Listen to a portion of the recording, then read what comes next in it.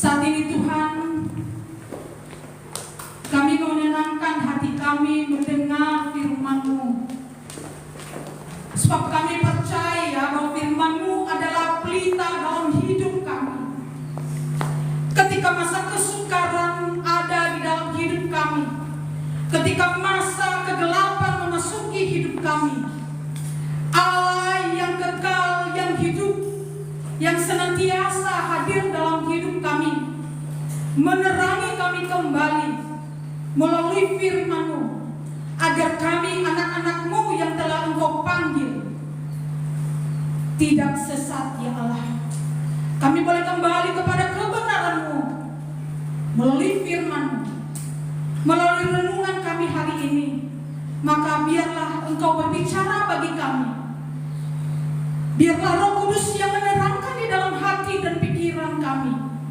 Siapakah hamba-Mu ini yang sangat lemah dan tak berdaya, Tuhan, dan juga manusia yang terbatas, Tuhan, penuh dengan segala dosa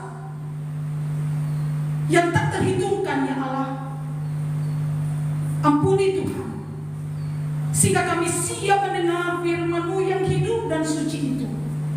Maka berbicaralah kepada kami, setiap kami, Tuhan. Mungkin setiap kami di tempat ini ada banyak pergumulan, setiap kami berbeda-beda setiap pergumulannya. Namun biar firman-Mu, Tuhan, yang menerangi kami, sehingga kami boleh menemukan satu kebenaran terang-Mu melalui firman-Mu, Tuhan.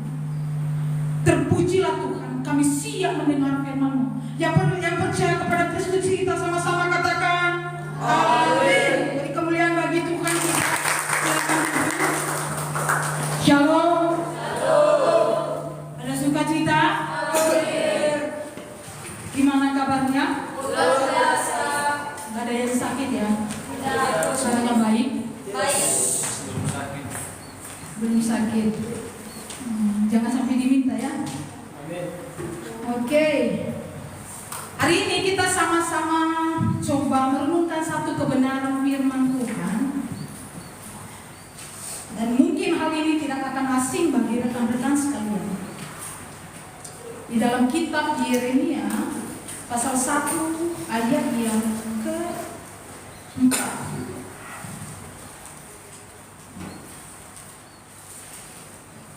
Yeremia pasal 1 ayat yang ke-4 sampai yang ke-10. Saya nggak tahu ini saya pakai nggak sama aja ya. Kadang-kadang ada teks yang berbeda. Kita coba membacakannya secara responsoria. Saya akan membacakan ayat yang genap dan rekan-rekan sekalian membacakan ayat yang ganjil. Yeremia pasal 1 ayat 4 sampai yang ke-10. Beginilah firman Tuhan. Firman Tuhan datang kepadaku bunyinya, sebelum aku membentuk engkau dalam rahim ibumu, aku telah mengenal kau, dan sebelum kau keluar dari kandungan, aku telah mengkhususkan kau, aku telah menetapkan kau menjadi nabi bagi bangsa-bangsa. Maka aku menjawab, Tuhan Allah, sesungguhnya aku tidak pandai bicara, sebab aku ini masih muda. Tetapi Tuhan berfirman kepadaku, janganlah katakan aku ini masih muda, tetapi kepada siapapun engkau utus, haruslah kau pergi, dan apapun yang berkenan kepadamu, haruslah kau sampaikan. Jangan takut kepada mereka, sebab aku menyertai engkau untuk melepaskan engkau. Demikianlah firman Tuhan. Lalu Tuhan mengulurkan tangannya dan menjawab untukku. Tuhan berfirman kepadaku, sesungguhnya aku menaruh perkataan kata-kataku ke dalam mulutmu. Ketahuilah, pada hari ini aku mengangkat engkau atas bangsa-bangsa dan atas kerajaan-kerajaan, untuk mencabut dan merobohkan, untuk membinasakan dan meruntuhkan, untuk membangun dan menanam. Berbahagia kita yang membaca, merenungkan, terlebih kita yang melakukan firman Tuhan itu dalam kehidupan kita setiap hari. Saya sapa kita sekali lagi ya, shalom. Shalom. Ada sukacita? Oke. Saya coba berpantun satu. Tapi biasa aja ya bantunya sebenarnya.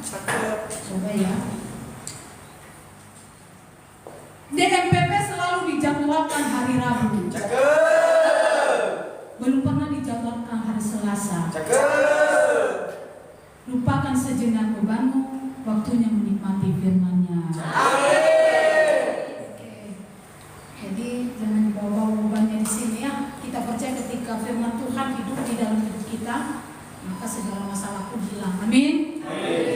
Kita harus percaya itu. Bahwa saya tahu bahwa rekan-rekan ini banyak pergumulan, banyak masalah di dalam panggilannya, apalagi menjadi mahasiswa-mahasiswa SMP. Tidak segampang itu, ya, tak segampang itu.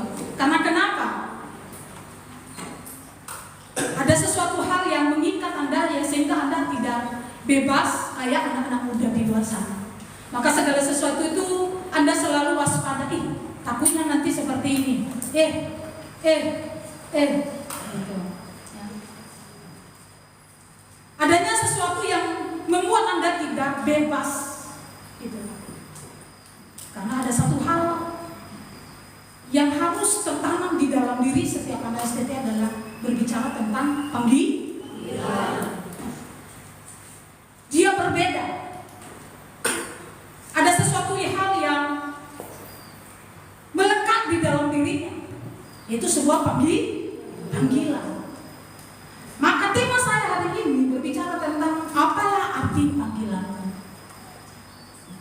Saya menemukan tema ini sebenarnya, saya tadi nyanyi-nyanyi sambil saya merenungkan apalah arti ibadahmu kepada Tuhan. Saya coba, ya apalah arti panggilan ini? Kira-kira coba jawab. Kira-kira panggilan yang sedang Tuhan berikan kepada Anda sekalian, apakah masih berderu, atau Anda menekan tombol hijau, atau Anda menekan tombol merah? Sedang di mana? Atau tunggu biar berdering terus? Berdering terus itu masih ragu-ragu, apakah hijau atau merah? Posisinya di mana sekarang? Jawab dalam hati masing-masing. Karena saya tidak bisa menghakimi rekan-rekan ya. Karena yang membuat Anda terpanggil itu bukan ibu tirai, tapi siapa? Tuhan. Tuhan yang menciptakan segala sesuatunya. Tuhan yang berkuasa. Saya percaya itu.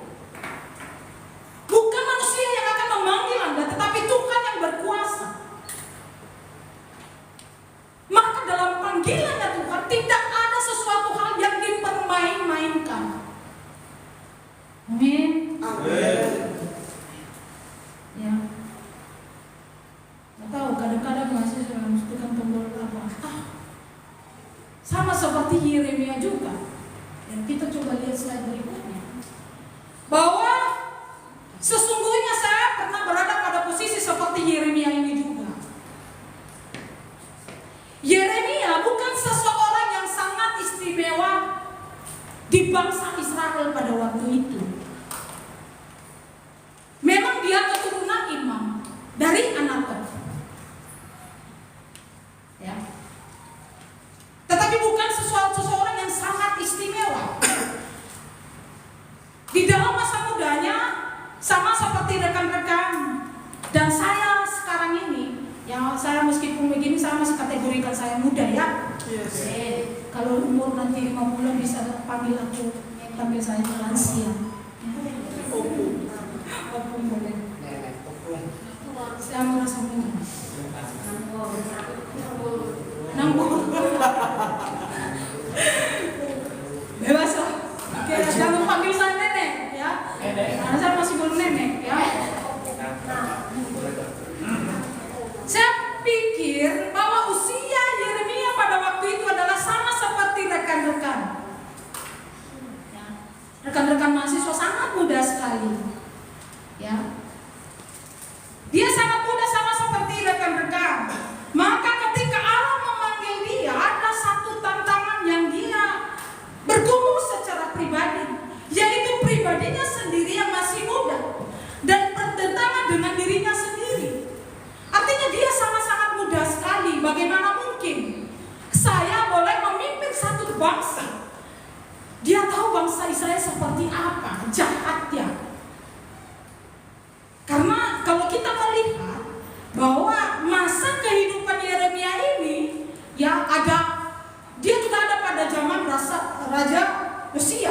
Raja Yoyakim dan Raja Zedekia sebelum masuk kepada kerajaan Babilonia. Jadi dia ada pada masa itu, ya. Dia ada pada masa raja-raja itu. Dia tahu banget bagaimana kondisi Israel. Dan itulah mengapa dia katakan bahwa saya tidak bisa. Bagaimana mungkin ini Tuhan, ya? Yeremia merasa tidak pantas menerima tugas itu karena dia masih muda, sangat muda sekali. Saya tidak pantas. Inilah yang sering ada di dalam diri anak-anak muda ini ketika dia harus membandingkan dirinya dengan orang yang lebih tua dengan dia. Dia tidak melihat dirinya seseorang yang dipanggil oleh Tuhan. Seseorang yang dipercayakan oleh Tuhan satu panggilan khusus. Dia hanya membandingkan dirinya dengan orang yang lebih bisa dengan dia. Maka ini adalah satu kelemahan anak-anak muda. Dia banyak melihat kelemahan di dalam dirinya. Saya kan tidak bisa apa-apa.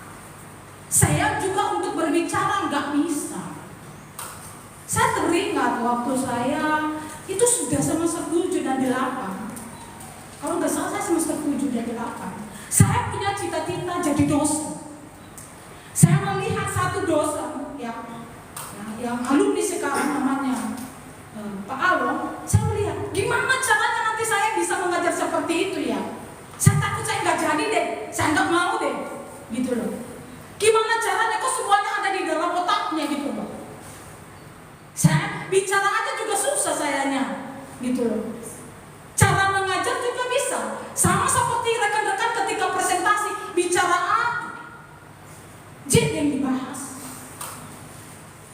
Bicara B, hasilnya U. Jadi jauh beda. Maka ketika saya melihat diri saya pada saat kuliah, saya melihat, ini nggak bisa. Nggak bisa kayak itu. Khotbah juga ngawur waktu masa kuliah. Bahasa saya kan saya orang daerah. Bahasa saya sangat terbatas. Kadang-kadang waktu kuliah kadang-kadang karena kami orangnya sini nggak ada penutupnya.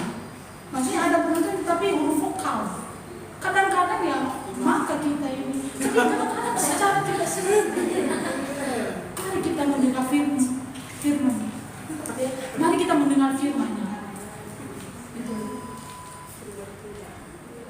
Jadi kadang-kadang ini sampai saya introspeksi diri saya sendiri nggak bisa. Mau jadi pendeta juga susah. Ini dari mana ini semuanya Tuhan? Apalagi diperhadapkan. Ya. Ketika saya masih muda juga, belum menyelesaikan S2, langsung dikasih sebuah tugas khusus. Aduh, dosen-dosen saya yang lama itu kan, waduh, menghadapinya penuh dengan gejolak. Tetapi saya percaya bahwa sesungguhnya Allah tidak main-main terhadap panggilannya. Allah tidak melihat kelemahan kita. Amin. Amin. Apa yang menjadi kelemahanmu sekarang sampai engkau mengatakan sudah Tuhan?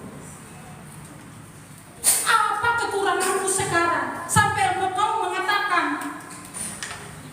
saya tidak mampu lagi, sampai di sini saja? Ada yang pernah mengatakan demikian? Semua kan? Sudah Tuhan. Saya ke orang tuanya nggak memperhatikan saya.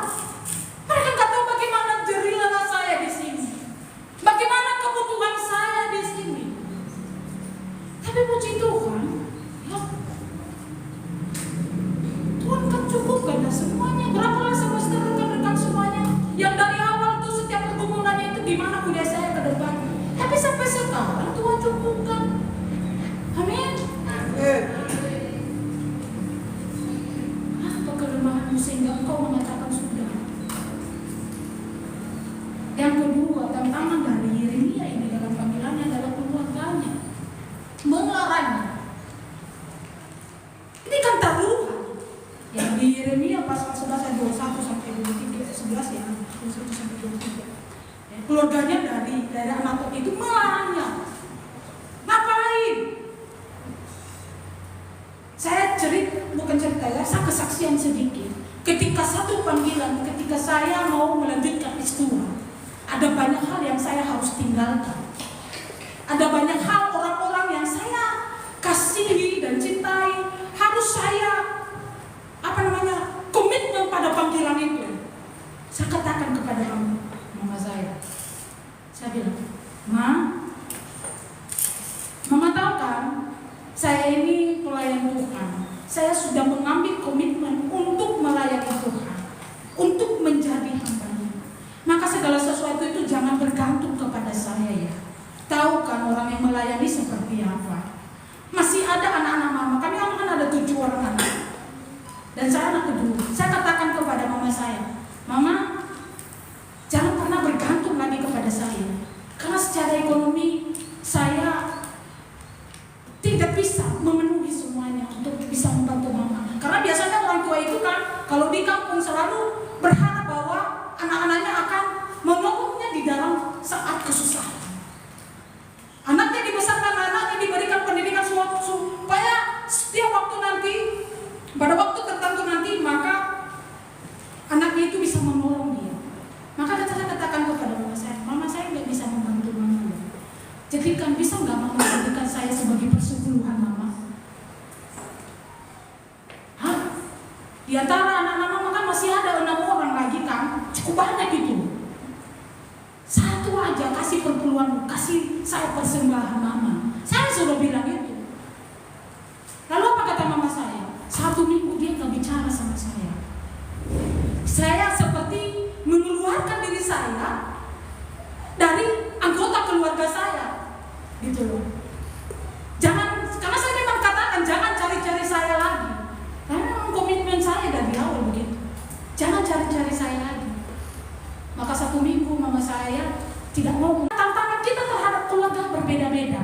Saya punya tantangan tersendiri terhadap keluarga saya seperti apa yang saya ceritakan tadi. Dan rekan-rekan juga punya tantangan sendiri terhadap keluarga Anda sehingga ini mengganggu Anda selama studi. Tapi percayalah, ini juga tantangan bagi Anda ketika Anda mau memenuhi panggilan itu. Kemudian selain daripada itu, tantangan kita sebagai orang-orang yang dipanggil Allah sama seperti apa yang dialami oleh Yeremia. Kesalahpahaman dan perlawanan dari kelompok-kelompok nabi palsu. Memang dia menghadapi nabi-nabi palsu pada waktu itu. Tetapi jangan sekarang, bagaimana kita memposisikan diri kita terhadap orang-orang yang memang sangat tidak suka dengan kita. Saya sering mengatakan bahwa jangan pernah ketika engkau berdiri di depan ini, semua harus mendengar Anda. Tidak semua bisa mendengar Anda. Jangan berharap. Tapi 1-2 orang bertobat, dia 1 orang bertobat aja, beribu-ribu malaikat bersukacita. Jangan 40 orang, 1 orang aja, 1 orang aja dapat khotbah kamu, gitu loh. Jadi mungkin kakak ini sering ini banget sama saya, ya kayak dia ini banget sama saya. Adik tingkat ini kayaknya risih saya. Kakak ini lagi, gitu. Jadi orang-orang di sekeliling kita pun dapat menjadi seseorang yang menghalangi kita dalam panggilan kita, sehingga ini membuat sebuah masalah dalam pribadi kita, sehingga kita tidak bisa mengerjakan tugas, sehingga kita tidak bisa melayani di depan ini, sehingga kita tidak bisa melayani dengan baik. Orang-orang yang ada di sekitar kita, lingkungan kita bisa menjadi tantangan bagi kita untuk menghalangi panggilan kita. Jadi jangan cari orang lain, orang-orang di sekitar kita, orang-orang yang terdekat dengan Anda bisa menjadi penghalang dari panggilan Anda. Karena ada banyak masalah. Mungkin dia tidak suka dengan Anda, dan mungkin juga dia terlalu cinta dengan Anda, sehingga dia tidak mau Anda kalau boleh saya harus melihat kamu di depan saya terus. Ada itu. Sama seperti laki-laki tidak tahan di depan perempuan tadi ketawa terus dengan dia. Atau malu-malu, apa yang malu-malu? Jadi lakukan semuanya untuk Tuhan. Amin. Amin. Kurang besar. Lakukanlah untuk semua untuk Tuhan. Amin.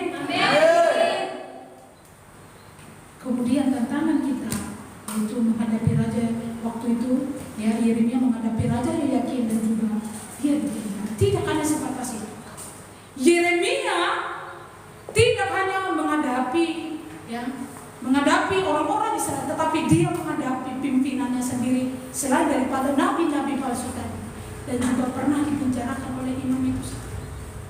Gitu. Jadi tantanganmu kan bukan hanya teman-temanmu, Ibu Tira juga jadi tantanganmu. Ada saja Ibu Tira, kamu udah pakai canggih sekolah ya? Oh, kamu ngapain di sini ya? Ini kan langsung drop dia kan? Apalagi kalau ditemukan berdua, drop langsung. Apalagi kalau misalnya udah ditegur sama itu, apalagi kalau besar-besar suara saya itu toh, drop. Jadi bukan hanya lingkungan teman Anda yang membuat Anda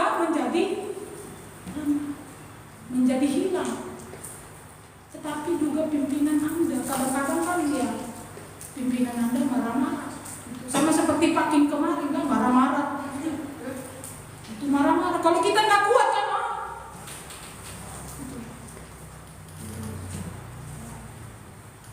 yaitu tantangan dalam pelayanan. Bahkan di dalam pelayanan Anda kan baru pulang 2 bulan. Ya, Anda baru pulang 2 bulan dan Anda kan tidak hanya menghadapi warga jemaat, tetapi Anda menghadapi pimpinan gembala Anda di sana. Semuanya kan sudah ada Tuhan. Demikian Yeremia ini. Ya, di masa mudanya dia banyak pergumulannya untuk memenuhi panggilan. Maka daripada itu, ya, apa arti pelayanan yang dimaksud di dalam kitab Yeremia ini adalah sesungguhnya yang pertama adalah Allah telah menetapkan saya pada panggilannya. Saya percaya bahwa orang-orang yang memang benar-benar setia kepada Tuhan adalah orang-orang yang memang sudah ditetapkan oleh Allah. Maka saya tidak pernah khawatir kalau ada anak-anak yang nakal sekali bahkan meninggalkan ini, artinya bahwa memang dia tidak ditetapkan oleh Tuhan. Gitu loh. Saya hanya menyelesaikan tugas saya sebagai orang yang dipercayakan untuk membentuk, memproses. Ketika di tengah perjalanan, dia harus memilih jalan yang lain. Maka saya katakan bahwa memang dia tidak ditetapkan oleh Allah. Maka saya percaya ketika dia setia dan menerima panggilan itu, sesungguhnya Allah telah menetapkan Allah menetapkan dan mengkhususkan, tidak hanya menetapkan, mengkhususkan. Rekan-rekan di sini adalah semua orang yang dikhususkan. Coba sampaikan di kiri kanan Anda bahwa Anda orang yang dikhususkan.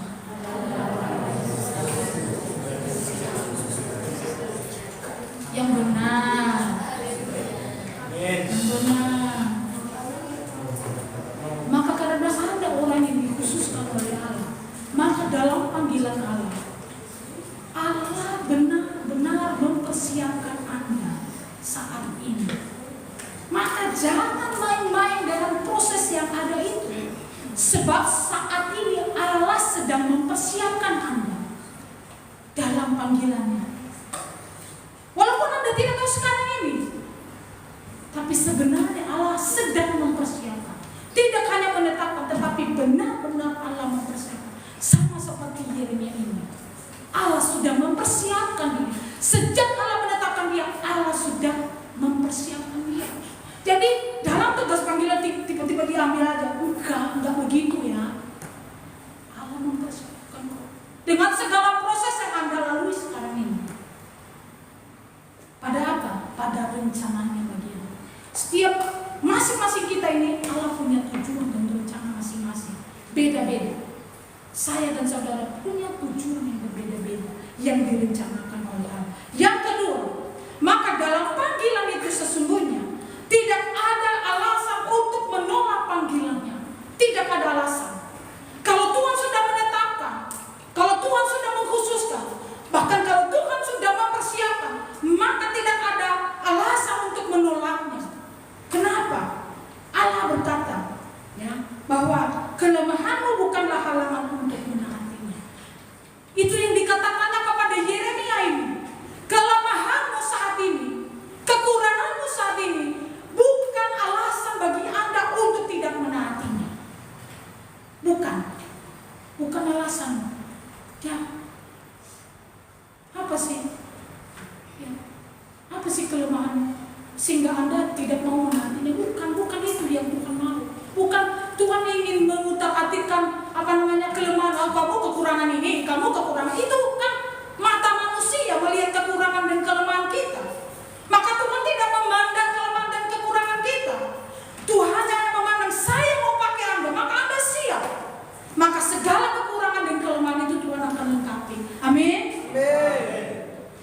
disinilah dalam kelemahan dan kekurangan, disinilah Allah memampukan Yeremia. Tidak hanya memampukannya, dia memberikan kuasa nantinya. Oleh karena itu jangan merasa terganggu dengan orang-orang yang risih terhadap Anda ataupun lawan Anda sekarang ini. Orang-orang yang berlawanan dengan Anda, jangan pernah risih dengan mereka. Orang-orang yang tidak suka dengan Anda, jangan pernah risih dengan mereka. Tetap pada panggilan itu. Amin. Kamu komitmen.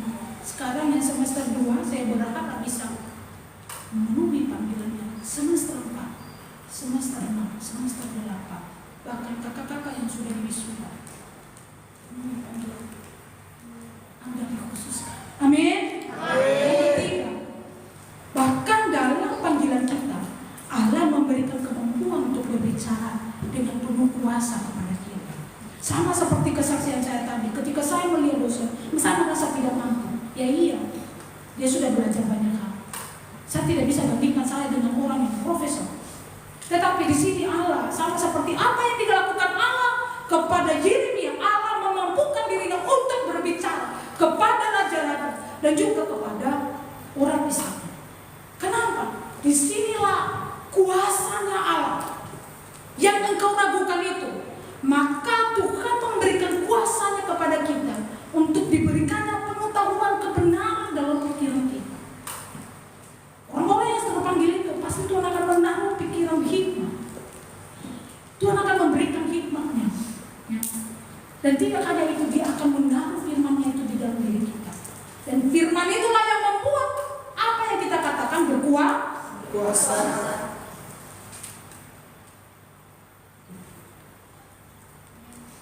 Amin. Tapi di sini kadang-kadang kita sebagai hamba Tuhan salah, bahwa Allah memberikan kuasa bukan supaya mendapat pujian, bukan juga supaya memperkaya diri, tetapi untuk merobohkan ketidaktaatan umat. Jadi kita punya tugas bukan untuk diri kita sendiri, tetapi kepada orang-orang yang kita layani. Amin. Siap. Jalanin proses. Ya. Setiap panggilan Anda jangan pernah berharap, ya jangan pernah berharap supaya Anda dapat pujian, udah, gak usah. Jangan berharap supaya Anda juga memperkaya diri, gak usah. Hilang nanti, hilang tujuannya. Gak usah deh, saya tegur sekarang. Kamu gak tahan, kamu gak akan puas. Kalau tujuannya untuk mendapatkan pujian dan juga untuk memperkaya diri, tidak akan pernah puas. Yakinlah, dunia ini tidak akan pernah puas untuk diri kita. Amin. Tapi kuasa firman Allah yang hidup di dalam kita, kita merasa puas dan diberikan kedamaian. Amin. Yang keempat, yang terakhir, Ibu Bapak yang terkasih, Allah memanggil untuk, ya tujuan dari panggilan itu sendiri, bahwa Allah memanggil untuk mereformasi dan juga memperbarui hidup kita. Jadi panggilan kita ini tujuannya adalah apa yang kita lakukan terhadap orang itu bisa mereformasi mereka, bisa mengubah hidup mereka, meruntuhkan segala berhala-berhala yang ada, gitu loh, ya, meruntuhkan segala kejahatan-kejahatan yang ada, ya, dan menyuruhkan pertobatan sama seperti apa yang dilakukan oleh Yeremia ini, membangun umat Allah. Itu tujuan kita.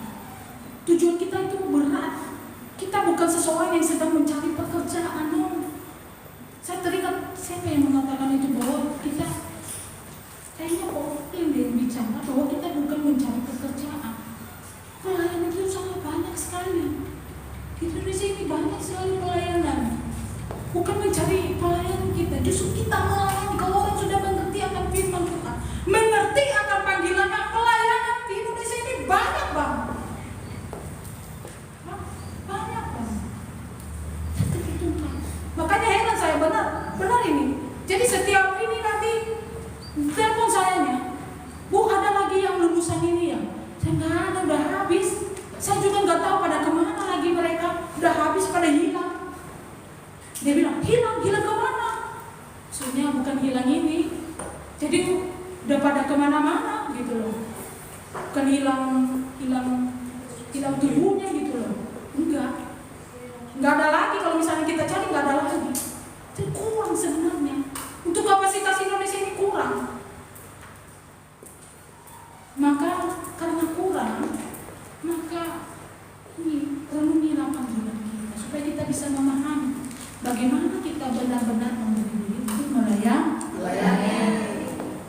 panggilan bagi kita yang bisa tunggu-tunggu.